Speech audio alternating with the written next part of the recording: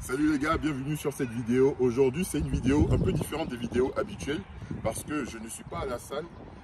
Aujourd'hui, c'est une journée de repos malgré moi parce que j'ai un événement familial à fêter.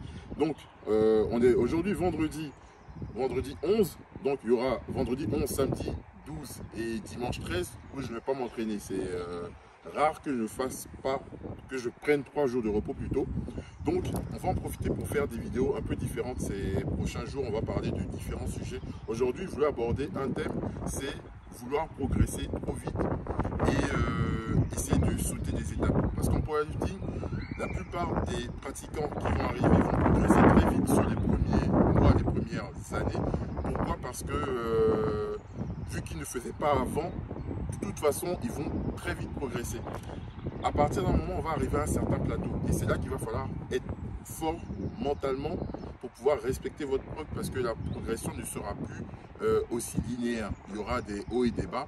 Et ces hauts et ces bas font partie de la progression en powerlifting, comme dans tous les autres sports, comme même dans tous les domaines de la vie. Mais en powerlifting, il faut vraiment s'accorder et se dire que ça va être peut-être long, mais il faudra prendre le temps de progresser.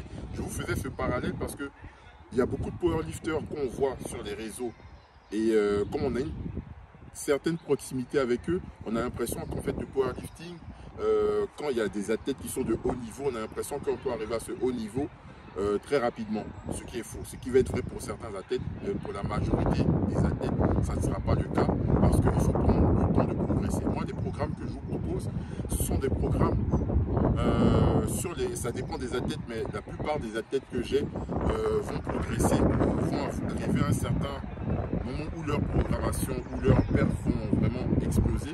Ça va être au bout en général du 4e, 3e, 4e bloc. Mes blocs, sachez que mes blocs sont des blocs d'environ 2 mois, 2 mois et demi, ça dépend de l'athlète. Et en fonction de ces blocs-là, au bout du 3e, 4e mois, en général, on remarque une très grande progression. Et ainsi de suite, ça ne va pas être forcément linéaire, comme je vous ai dit auparavant dans la vidéo, mais la progression va être plus ou moins évidente, constante, et vous allez savoir pourquoi vous allez progresser. Donc voilà, je vous faisais cette petite vidéo pour vous parler de ce sujet. Et donc on se retrouvera demain pour un autre petit sujet. Peut-être que j'évoquerai le sujet des genouillères. Je ne sais pas trop si j'ai envie d'en parler, parce que beaucoup en ont parlé.